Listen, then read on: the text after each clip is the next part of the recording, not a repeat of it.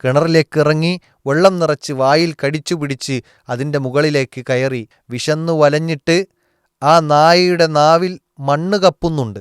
ആ നായക്ക് ആ ഷൂയിൽ നിന്ന് വെള്ളം ചൊരിഞ്ഞു കൊടുത്ത, താൻ അനുഭവിച്ച ദാഹത്തിൻ്റെ വിലയറിഞ്ഞ് വെള്ളം കൊടുത്തപ്പോൾ അവൾക്ക് സ്വർഗമുണ്ട് എന്ന് പറഞ്ഞതും ആദരവായ റസൂൽ കരീം സല്ലല്ലാഹു അലൈഹി വസല്ലമയാണ്. പ്രവാചകന്റെ അധ്യാപനങ്ങളും പ്രവാചകന്റെ ജീവിത ശൈലിയും പ്രവാചകൻ ആളുകളോട് കാണിച്ച അനുകമ്പയുമെല്ലാം ഒരാവർത്തി ഒന്ന് നിഷ്പക്ഷമായി പഠിക്കാൻ ശ്രമിച്ചിരുന്നുവെങ്കിൽ മാലോകർക്ക് മാതൃകയായ ഒരു പ്രവാചകൻ, ഒരു മനുഷ്യൻ എന്ന് നമുക്ക് തിരിച്ചറിയാൻ കഴിയും. അസ്സലാമു അലൈക്കും വറഹ്മത്തുള്ളാഹി. ബിസ്മില്ലാഹി വൽഹംദുലില്ലാഹി വസല്ലല്ലാഹു അലാ നബീന മുഹമ്മദിൻ വഅലാ ആലിഹി വസഹ്ബിഹി അജ്മഈൻ വമൻ തബിഅഹും ബിഇഹ്സാനിൻ ഇലാ യൗമിദ്ദീൻ. അമ്മാ ബഅദ്.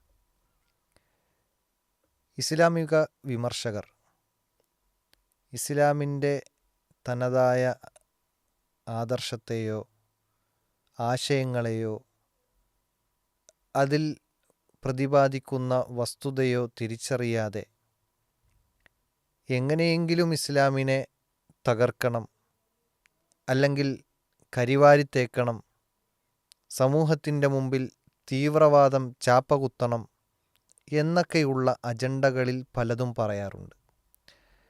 അങ്ങനെ പറയുന്ന കൂട്ടത്തിലാണ് തീവ്രവാദ ചിന്തകളുള്ള ആളുകൾ, അതുപോലെ തന്നെ മതഭ്രാന്തന്മാർ എന്നെല്ലാം തുടങ്ങി പല വിധത്തിലുള്ള ആരോപണങ്ങൾ വിശ്വാസികളുടെ മേൽ വച്ചുകെട്ടാറുണ്ട്. എന്നാൽ സമൂഹത്തിനോട് ഇസ്ലാമിൻ്റെ ആദർശത്തെ പഠിപ്പിക്കുമ്പോൾ നിഷ്പക്ഷമായി ഉണർത്തുവാനുള്ളത്, ഇസ്ലാമിൻ്റെ തത്വങ്ങളെ പഠിപ്പിക്കുമ്പോൾ നിങ്ങളോട് സൂചിപ്പിക്കുവാനുള്ളത്, ഇസ്ലാം എന്ന മതം, ആ മതത്തിൻ്റെ പേരു തന്നെ സമാധാനം എന്നതിനെ കുറിക്കുന്ന, അങ്ങനെയുള്ള ആശയം ലഭിക്കുന്ന നാമമാണ് ഇസ്ലാം എന്നുള്ളത്. അതുകൊണ്ട് തന്നെ പരസ്പരം കാണുമ്പോൾ അസ്സലാമു അലൈക്കും എന്ന് പ്രാർത്ഥിക്കാൻ, നിങ്ങളുടെ മേൽ അള്ളാഹുവിൻ്റെ സമാധാനമുണ്ടാകട്ടെ എന്നു പ്രാർത്ഥിക്കാൻ പഠിപ്പിക്കപ്പെട്ടവരാണ് വിശ്വാസികൾ. ആ നിലയ്ക്ക് പരസ്പരം സമാധാനപൂർവം കാര്യങ്ങളെ കൈകാര്യം ചെയ്യണമെന്നും വിവേകത്തോടുകൂടി കാര്യങ്ങളെ നോക്കിക്കാണണമെന്നും വികാരം ഒരാളെ തൻ്റെ വിവേകത്തെക്കാൾ മുന്തിക്കരുത് എന്നും തൻ്റെ വാക്കിനേക്കാൾ ചിന്തയെ മുന്തിക്കണമെന്നും ഒരു കാര്യം സംസാരിക്കുമ്പോൾ പോലും മനസ്സ് ആദ്യം ചിന്തിച്ച് അത് പറയേണ്ടതാണോ എന്ന് പോലും ചിന്തിച്ചതിന് ശേഷം പറയണം എന്നാണ് ഇസ്ലാം പഠിപ്പിക്കുന്നത്. ഇവരൊക്കെ പറയുന്നത് പ്രവാചകനാണ് ഈ തീവ്രവാദത്തിന് നേതൃത്വം കൊടുത്തവൻ എന്നൊക്കെ പറഞ്ഞുകൊണ്ട് പ്രവാചകനെയും ആക്ഷേപിക്കുന്നത് കാണാൻ കഴിയും. വിശുദ്ധ ഖുർആൻ ഒരാവർത്തി ഒന്ന് വായിച്ചാൽ, പ്രവാചകനെ ഒന്ന് അടുത്തറിയാൻ ശ്രമിച്ചിരുന്നെങ്കിൽ, പ്രവാചകൻ്റെ അധ്യാപനങ്ങളും പ്രവാചകൻ്റെ ജീവിത ശൈലിയും പ്രവാചകൻ ആളുകളോട് കാണിച്ച അനുകമ്പയുമെല്ലാം ഒരാവർത്തി ഒന്ന് നിഷ്പക്ഷമായി പഠിക്കാൻ ശ്രമിച്ചിരുന്നുവെങ്കിൽ മാലോകർക്ക് മാതൃകയായ ഒരു പ്രവാചകൻ, ഒരു മനുഷ്യൻ എന്ന് നമുക്ക് തിരിച്ചറിയാൻ കഴിയും. ആ പ്രവാചകനെക്കുറിച്ച് വിശുദ്ധ ഖുർആൻ പറഞ്ഞത് വമാ അർസൽനാക ഇല്ലാ റഹ്മത്തൻ ലിൽ ആലമീൻ. പ്രവാചകരെ താങ്കളെ നിയോഗിച്ചത് ലോകർക്ക് മാതൃകയായിക്കൊണ്ടാണ്, ലോകർക്ക് കാരുണ്യമായിക്കൊണ്ടാണ് എന്നാണ്. ലോകർക്ക് എന്ന് പറയുമ്പോൾ അതിൽ ആരെല്ലാം പെട്ടു? മുസ്ലിമീങ്ങൾ മാത്രമാണോ? മുസ്ലിമീങ്ങൾ മാത്രമല്ല, അവിടെ ഹിന്ദുക്കൾ പെട്ടു, ക്രൈസ്തവർ പെട്ടു, ജൂതന്മാർ പെട്ടു. അങ്ങനെ ഈ ലോകത്തുള്ള മനുഷ്യരും മനുഷ്യർക്കപ്പുറം മൃഗങ്ങളുമെല്ലാം അതിൻ്റെ ഉള്ളിൽപ്പെട്ടു എന്നാണ്.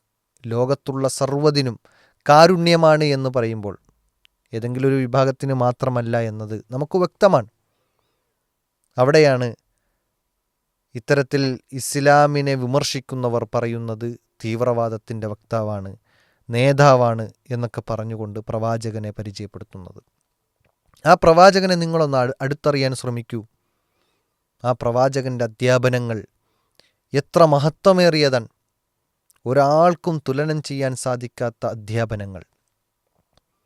ആ പ്രവാചകൻ്റെ കാരുണ്യം, എളിമ, വിട്ടുവീഴ്ച, അവിടുത്തെ കാരുണ്യം, ഇതെല്ലാം വിളിച്ചോതുന്നുണ്ട്. മഹാനായ അനസ് റളിയല്ലാഹു അൻഹു 10 വർഷമാണ് പ്രവാചകൻ്റെ ഖാദിമായി ജീവിച്ചത്. ആ 10 വർഷത്തിനിടയിൽ പ്രവാചകൻ പറഞ്ഞല്ലോ കേട്ടോ, അനസ് റളിയല്ലാഹു അൻഹു പറയാണ്, ഞാൻ 10 വർഷം ഖാദിമായി ജീവിച്ചിട്ട് സേവകനായി കൂടെണ്ടായിരുന്നിട്ട് ആ 10 വർഷത്തിനിടയിൽ ഒരിക്കൽ പോലും എൻ്റെ പ്രവാചകൻ എന്നോട് നീ എന്താടോ അങ്ങനെ ചെയ്യാത്തത്, നീ എന്താടോ ഇങ്ങനെ ചെയ്തത് എന്നുപോലും പറഞ്ഞിട്ടില്ല എന്നാണ്. ചിലപ്പോൾ സ്ഖലിതങ്ങൾ വന്നിട്ടുണ്ടാകാം അനസ് റളിയല്ലാഹു അൻഹുവിൻ്റെ അടുക്കൽ, എന്നിട്ട് പോലും ആ സ്ഖലിതങ്ങളിൽ വിമർശിക്കാതെ ഏറ്റവും മാന്യമായി പെരുമാറിയെന്നാണ്. പെരുമാറ്റത്തിൻ്റെ വിഷയത്തിൽ, കുടുംബജീവിതത്തിൻ്റെ വിഷയത്തിൽ, അങ്ങനെ തുടങ്ങി സാമൂഹിക വൈയക്തിക ജീവിതത്തിൽ, കുടുംബജീവിതത്തിൽ, അങ്ങനെ തുടങ്ങി ജീവിതത്തിൻ്റെ A to Z മേഖലകളിൽ പ്രവാചകൻ കൃത്യമായ മാതൃക കാണിച്ചു തന്നിട്ടുണ്ട്. ആ പ്രവാചകൻ പറയുകയാണ്, ഇർഹമൂ മൻ ഫിൽ അർളി യർഹമുക്കും മൻ ഫിസ് സമാ, നിങ്ങൾ ഭൂമിയിലുള്ളവരോട് കാരുണ്യം കാണിക്കൂ, ആകാശത്തിലുള്ളവൻ അതായത് പടച്ച റബ്ബ് സ്രഷ്ടാവ് നിങ്ങളോട് കാരുണ്യം കാണിക്കുന്നതാണ്. നേരെ തിരിച്ചു പറഞ്ഞിട്ടുണ്ട് മറ്റൊരു വാചകം, ആരാണോ കരുണ കാണിക്കാത്തത് അവനിൽ കരുണ കാണിക്കപ്പെടുകയില്ല എന്ന് പ്രവാചകൻ സല്ലല്ലാഹു അലൈഹി വസല്ലമ പഠിപ്പിച്ചിട്ടുണ്ട്. അതുകൊണ്ട് കരുണ കാണിക്കാനാണ് ഇസ്ലാം പഠിപ്പിക്കുന്നത്. അവിടെ ആരാണോ കരുണ കാണിക്കാത്തത് അവനോട് കരുണ കാണിക്കപ്പെടുകയില്ല എന്ന് പറഞ്ഞപ്പോൾ മുസ്ലിമീങ്ങളോട് എന്ന് പറഞ്ഞിട്ടില്ല. ഇർഹമൂ മൻ ഫിൽ അർളി എന്ന് പറഞ്ഞപ്പോൾ മുസ്ലിമീങ്ങളോട് എന്ന് പറഞ്ഞിട്ടില്ല. ഭൂമിയിലുള്ള ആരൊക്കെയുണ്ട് എല്ലാവരും പെട്ടു ആ വചനത്തിൽ. എല്ലാവരോടും കരുണ കാണിക്കണം എന്നാണ് ഇസ്ലാം പഠിപ്പിക്കുന്നത്. പിന്നെ എങ്ങനെയാണ് ആ ഇസ്ലാമിൻ്റെ വക്താക്കൾക്ക് തീവ്രവാദികളായി മാറാൻ സാധിക്കുക? കാരുണ്യത്തിൻ്റെ മതമാണ് ഇസ്ലാം എന്ന് ഈ വചനങ്ങൾ വിളിച്ചോതുന്നുണ്ട്. അത് മനുഷ്യരോട് എന്ന് മാത്രമല്ല, മൃഗങ്ങളോട് പോലും നമ്മൾ കരുണ കാണിക്കണം എന്നാണ്. ഒരു മൃഗത്തിന് അതിന് വിശക്കുന്നു എന്ന് പറയാൻ കഴിയില്ല, അതിന് വേദനിക്കുന്നു എന്ന് വിളിച്ചു പറയാൻ കഴിയില്ല. അത് അതിൻ്റേതായ സംസാരങ്ങളും ശൈലികളും മാത്രമാണ് അതിനുള്ളത്. ഒരിക്കലും മനുഷ്യന് അത് മനസ്സിലാക്കാൻ കഴിയുന്ന ഭാഷയല്ല. എന്നിട്ടും നമ്മൾ അതിന് ഭക്ഷണം കൊടുക്കുന്നു, വെള്ളം കൊടുക്കുന്നു, അതിന് വേണ്ട സൗകര്യങ്ങൾ ഒരുക്കി കൊടുക്കുന്നു. ചരിത്രത്തിൽ ഹദീസ് ഗ്രന്ഥങ്ങളിൽ വായിക്കാൻ കഴിയുന്നത് 2 സ്ത്രീകളെക്കുറിച്ചാണ്. ഒരു സ്ത്രീയുടെ വിഷയത്തിൽ പ്രവാചകൻ സല്ലല്ലാഹു അലൈഹി വസല്ലമ പറഞ്ഞത് അവൾ നരകത്തിലാണ്. എന്തിൻ്റെ പേരെന്നറിയോ? ശിർക്കോ കുഫ്രോ ചെയ്തതുകൊണ്ട് മാത്രമല്ല, അവൾ ഒരു പൂച്ചയെ കെട്ടിയിട്ടു. ഹദീസിൽ കാണാം, ഒരു പൂച്ചയെ കെട്ടിയിട്ടു. ആ പൂച്ചക്ക് ഭക്ഷണം കൊടുത്തിട്ടില്ല, വെള്ളം കൊടുത്തിട്ടില്ല. അതിനെ കെട്ടിയിട്ട്, അതിനെ പട്ടിണിക്കിട്ട്, അതിനെ പ്രയാസപ്പെടുത്തി, അങ്ങനെ അതിനെ കൊന്നുകളഞ്ഞു. അവൾ നരകത്തിൽ പ്രവേശിച്ചു എന്നാണ്. ആ പൂച്ചയോട് കാരുണ്യം കാണിക്കാത്തതിൻ്റെ പേരിൽ അവൾ നരകത്തിലേക്ക് പ്രവേശിക്കേണ്ടി വന്നിട്ടുണ്ട്. മറ്റൊരു ഹദീസിൽ നമുക്ക് കാണാം, വിശന്നു വലഞ്ഞ ഒരു നായക്ക് വളരെ റിസ്ക് എടുത്ത് തൻ്റെ സോക്സ് ഷൂ ഊരിയിട്ട് അതിലേക്ക് വെള്ളം നിറച്ച് കിണറിലേക്ക് ഇറങ്ങി വെള്ളം നിറച്ച് വായിൽ കടിച്ചു പിടിച്ച് അതിൻ്റെ മുകളിലേക്ക് കയറി ആ ഷൂവിൽ നിന്ന് വെള്ളം ചൊരിഞ്ഞു കൊടുത്ത ആ നായക്ക്, ആ നായയുടെ അവസ്ഥ ഹദീസിൽ കാണാൻ കഴിയും. വിശന്നു വലഞ്ഞിട്ട് ആ നായയുടെ നാവിൽ മണ്ണ് കപ്പുന്നുണ്ട്. ആ ഒരവസ്ഥയിൽ വന്ന ആ ഒരു നായയെ കണ്ടപ്പോൾ തനിക്കും ദാഹിച്ചു വലഞ്ഞിട്ടാണ് ആ പൊട്ടക്കിണറിലേക്ക് ഇറങ്ങി ഒരല്പം വെള്ളം കിട്ടിയപ്പോൾ അതിൽ കുടിച്ച് ദാഹം തീർത്ത് മുകളിലേക്ക് പൊന്തി വരുമ്പോഴാണ് ആ നായയെ കാണുന്നത്. ആ നായക്കും താൻ അനുഭവിച്ച ദാഹത്തിൻ്റെ വിലയറിഞ്ഞ് വെള്ളം കൊടുത്തപ്പോൾ അവൾക്ക് സ്വർഗമുണ്ട് എന്ന് പറഞ്ഞതും ആദരവായ റസൂൽ കരീം സല്ലല്ലാഹു അലൈഹി വസല്ലമയാണ്. അതുകൊണ്ട് തന്നെ ആ പെണ്ണേതാ, അതുകൂടി ഹദീസിൽ വ്യക്തമാണ്. ജീവിതത്തിൽ തിന്മകൾ ചെയ്ത് മ്ലേച്ഛതകൾ ചെയ്ത് ജീവിച്ച പെണ്ണ്, ആ പെണ്ണിൻ്റെ പാപങ്ങൾ പൊറുക്കപ്പെട്ടു എന്നാണ് ഒരൊറ്റ കാരണത്താൽ. അപ്പോൾ ഭൂമിയിലുള്ളവരോട് കരുണ കാണിക്കുക എന്ന് പറഞ്ഞാൽ അത് മനുഷ്യരോടെന്നല്ല, മൃഗങ്ങളോടും നിങ്ങൾ കരുണ കാണിക്കണമെന്നാണ്. ഇങ്ങനെ പഠിപ്പിച്ച ഒരു ഇസ്ലാമിൻ്റെ വക്താക്കൾക്ക്, ഇങ്ങനെ പഠിപ്പിച്ച ഒരു ആദർശത്തിൻ്റെ അനുയായികൾക്ക് എങ്ങനെയാണ് തീവ്രവാദം ഉണ്ടാവുക? അങ്ങനെ തീവ്രവാദ ചിന്തകളും ഭീകരവാദ ചിന്തകളും എങ്ങനെയാണ് ഉടലെടുക്കുക? ഒരിക്കലും ഒരു യഥാർത്ഥ മുസ്ലിമിന് തീവ്രവാദം ഉണ്ടാവുകയില്ല. അവനെപ്പോഴും കാരുണ്യവാനായിരിക്കും. അള്ളാഹുവിനെക്കുറിച്ച് പഠിപ്പിച്ചതെന്താ?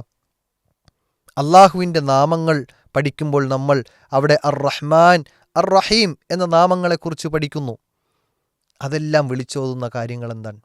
ഈ ദുനിയാവിൽ അള്ളാഹുവിനെ നിഷേധിക്കുന്നവർ, അല്ലേ, ഈ ഇസ്ലാമിനെ വിമർശിക്കുന്നവർ പോലും ആരുടെ വായുവാണ് ശ്വസിക്കുന്നത്? ആര് നൽകിയ വെള്ളമാണ് കുടിക്കുന്നത്? ആര് സൃഷ്ടിച്ച ഭൂമിയിലാണ് ജീവിക്കുന്നത്? ഇതെല്ലാം ചിന്തിക്കുമ്പോൾ ഉത്തരം പോകുന്നത് അല്ലാഹ്, റഹ്മാനായ റബ്ബ്, റഹീമായ അള്ളാഹു, അവനിലേക്കാണ് ചെന്നെത്തുന്നത്. ആ റഹ്മാനായ റബ്ബ് ഈ ഭൂമിയിൽ അവനെ തെറി പറയുന്നവർക്ക് പോലും അള്ളാഹു ഭക്ഷണം കൊടുക്കുന്നു. കാരണം എന്നറിയോ? അവൻ കാരുണ്യവാനാണ്. ഈ ദുനിയാവിൽ എല്ലാവർക്കും ജീവിക്കാനുള്ള അവകാശം, അതുപോലെ തന്നെ അവസരങ്ങൾ, എല്ലാ വിധത്തിലുള്ള സജ്ജീകരണങ്ങളും അള്ളാഹു ചെയ്തു കൊടുക്കും. ഇതൊരു പരീക്ഷണമാണ്. നിങ്ങൾ എത്ര വേണമെങ്കിലും ഇസ്ലാമിനെ വിമർശിച്ചോളൂ, പ്രശ്നമില്ല. പക്ഷേ ഇവിടം കഴിഞ്ഞ് ഇനിയൊരു ലോകം വരാനിരിക്കുന്നുണ്ട്. ആ ലോകത്താണ് അള്ളാഹുവിൻ്റെ ശിക്ഷ നടപ്പിലാക്കപ്പെടുന്നത്. അതുകൊണ്ട് തന്നെ അള്ളാഹു ഈ ദുനിയാവിൽ മുസ്ലിമീങ്ങളോട്, വിശ്വാസികളോട് കാരുണ്യത്തോടുകൂടി വർത്തിക്കാൻ പഠിപ്പിച്ചിട്ടുണ്ട്. കാരുണ്യത്തിൻ്റെ മതമാണ് എന്ന് സമൂഹത്തിനെ ബോധ്യപ്പെടുത്താൻ എല്ലാ വിധത്തിലുള്ള ആയത്തുകൾ, ഹദീസുകൾ, പ്രവാചക ജീവിതങ്ങൾ, പ്രവാചക അധ്യാപനങ്ങൾ നമുക്ക് കാണാൻ കഴിയും. എത്രത്തോളം ശത്രുവിനോട് പോലും ഏറ്റവും നല്ല രൂപത്തിൽ പെരുമാറണം എന്ന് പഠിപ്പിച്ച ഫിർഔൻ എന്ന ഏറ്റവും വലിയ ശത്രു, ആ ശത്രുവിനോട് പ്രബോധന പ്രവർത്തനങ്ങളുമായി അവരുടെ അടുക്കലേക്ക് പോകുമ്പോൾ അവരോട് ഏറ്റവും ലയ്യനായ, ലോലമായ വാക്കുകൾ സംസാരിക്കണം എന്ന് പ്രവാചകനോട് പഠിപ്പിച്ച മതമാണ് ഇസ്ലാം. പ്രവാചകൻ സല്ലല്ലാഹു അലൈഹി വസല്ലമയുടെ കഴുത്തിലേക്ക് കത്തി ചൂണ്ടിയ വ്യക്തിയോട് മാപ്പ് കൊടുത്ത മതമാണ് ഇസ്ലാം. പ്രവാചകന്റെ പള്ളിയിൽ വന്ന് ബോധപൂർവം മൂത്രമൊഴിച്ച ഒരു ക്രൈസ്തവന് മാപ്പ് കൊടുത്ത മതമാണ് ഇസ്ലാം.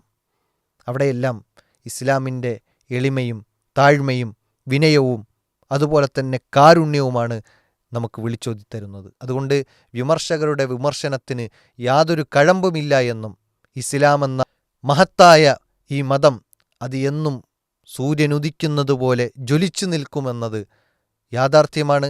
ആരെല്ലാം ഈയൊരു വെളിച്ചത്തെ കെടുത്തിക്കളയാൻ ശ്രമിച്ചാലും അല്ലാഹു സുബ്ഹാനഹു വ തആല ഈ വെളിച്ചത്തെ പ്രകാശിപ്പിക്കുക തന്നെ ചെയ്യും എന്ന വിശുദ്ധ ഖുർആനിൻ്റെ വചനം നമ്മെ ഓർമ്മപ്പെടുത്തുന്നുണ്ട്. അതുകൊണ്ട് തന്നെ ഈ മതം കാരുണ്യത്തിൻ്റെ മതമാണ്, തീവ്രവാദമല്ല, ഭീകരവാദമല്ല, അങ്ങനെ ചിന്തകളുടെ അടിമപ്പെട്ട ആളുകളല്ല അതിൻ്റെ വക്താക്കൾ എന്നും ഓർമ്മപ്പെടുത്തിക്കൊണ്ട് ഈ മതം ഏറ്റവും സുന്ദരമായി ലോകാവസാനം വരെ നിലനിൽക്കും എന്നത്, ഈ മതത്തിൻ്റെ സൗന്ദര്യത്തെ തിരിച്ചറിഞ്ഞുകൊണ്ട് ഇസ്ലാം എന്ന ഈയൊരു സുന്ദരമായ മതത്തെ പഠിക്കാൻ, മനസ്സിലാക്കാൻ, തിരിച്ചറിയാൻ വിമർശന ബുദ്ധികൾ മാറ്റിവെച്ച് നിഷ്പക്ഷമായി പഠിക്കണേ എന്ന് മാത്രം ഓർമ്മപ്പെടുത്തിക്കൊണ്ട് എൻ്റെ വാക്കുകൾ ഞാൻ അവസാനിപ്പിക്കുകയാണ്. വ ആഖിറു ദഅവാന അനിൽ ഹംദുലില്ലാഹി റബ്ബിൽ ആലമീൻ. അസ്സലാമു അലൈക്കും വറഹ്മത്തുള്ളാഹി വബറകാതുഹു.